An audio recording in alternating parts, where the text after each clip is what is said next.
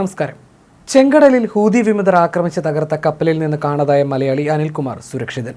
അനിൽകുമാർ യമനിൽ നിന്ന് ഭാര്യ ശ്രീജയെ ഫോണിൽ വിളിച്ചു. ഈ മാസം 7-നാണ് ഗ്രനേഡ് ആക്രമണത്തിൽ കപ്പൽ മുങ്ങി സെക്യൂരിറ്റി ഓഫീസറായ അനിൽകുമാർ അടക്കം 11 പേരെ കാണാതായത്.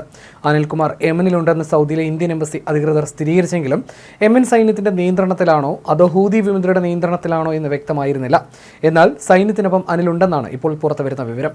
അനിലിന്റെ ഫോൺ വിളി വന്ന വിവരം ശ്രീജ എംബസി അധികൃതരെ അറിയിച്ചു. യമനിൽ നിന്ന് വിളിച്ച ഫോൺ നമ്പറും കൈമാറിയിട്ടുണ്ട്.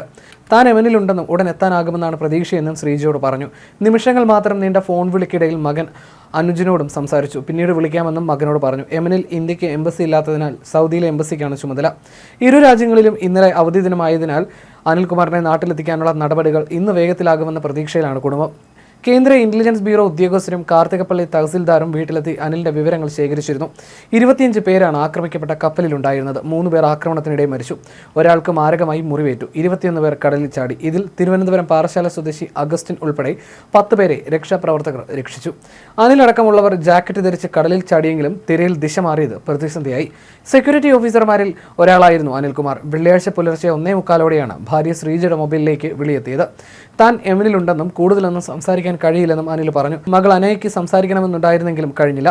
അനിൽകുമാർ യമൻ സൈന്യത്തിന്റെ കസ്റ്റഡിയിലാണ് ഉള്ളതെന്നാണ് പ്രാഥമിക സൂചന. തിങ്കളാഴ്ചയോടെ അനിൽകുമാറിനെ നാട്ടിലെത്തിക്കാനുള്ള നടപടിയിലേക്ക് എംബസി അധികൃതർ കടന്നേക്കും. യമനിൽ ഇന്ത്യക്ക് എംബസി ഇല്ല. കേന്ദ്ര ഇന്റലിജൻസ് ബ്യൂറോ ഉദ്യോഗസ്ഥർ വീട്ടിലെത്തി വിവരങ്ങൾ ആരാഞ്ഞു. യമനിൽ നിന്ന് വിളിച്ച നമ്പറും ശേഖരിച്ചു. ഈ മാസം 7-ാം തീയതി സൊമാലിയയിൽ ചരക്കിറക്കിയ ശേഷം ജിദ്ദയിലേക്ക് വരുമ്പോഴാണ് യമൻ പരിധിയിലുള്ള ചെങ്കടലിൽ ഹൂതികളുടെ ആക്രമണം ഉണ്ടായത്. കപ്പൽ ആക്രമിച്ച് കടലിൽ മുക്കിയായിരുന്നു. ക്യാപ്റ്റൻ റഷ്യക്കാരനായിരുന്നു. മലയാളികളായി 2 പേരാണ് ഉണ്ടായിരുന്നത്. മറ്റുള്ളവർ ഫിലിപ്പീൻസുകാരാണെന്നാണ് വിവരം. ആക്രമണത്തിൽ 4 പേർ കപ്പലിൽ തന്നെ മരിച്ചു. കപ്പലിലുണ്ടായിരുന്ന മലയാളിയായ അഗസ്റ്റിൻ 2 ദിവസം മുൻപ് നാട്ടിലെത്തി. കപ്പലിലുണ്ടായിരുന്ന മറ്റുള്ളവരെക്കുറിച്ച് വിവരം ലഭിച്ചിരുന്നില്ല. ഗ്രീക്ക് ഉടമസ്ഥതയിലുള്ള ഇറ്റേണിറ്റി സി എന്ന കപ്പലിൽ സെക്യൂരിറ്റി ഓഫീസറായിരുന്നു Anilkumar. Sea Guardian Maritime Security എന്ന സ്ഥാപനമാണ് മാതൃ കമ്പനി. കപ്പലിലേക്ക് സുരക്ഷാ ജീവനക്കാരെ നൽകുന്ന കമ്പനിയാണിത്. പാലക്കാട്ടുള്ള ഒരു കൺസൾട്ടൻസി വഴിയാണ് ജോലിക്ക് കയറിയത്. കപ്പലിലാകുമ്പോൾ പലപ്പോഴും ഫോണിന് റേഞ്ച് കിട്ടാറില്ല. ഈ മാസം 6-ാം തീയതി സൊമാലിയയിലെത്തിയപ്പോൾ വീട്ടിലേക്ക് വിളിച്ചിരുന്നു. വാട്സപ്പ് വഴി കപ്പലിൽ നിന്ന് ഗോതമ്പ് ഇറക്കുന്നതൊക്കെ കാണിച്ചിരുന്നു. തുടർന്ന് ജിദ്ദയിലേക്ക് യാത്ര ചെയ്യുമ്പോൾ മിസൈൽ ആക്രമണം ഉണ്ടാവുകയായിരുന്നു.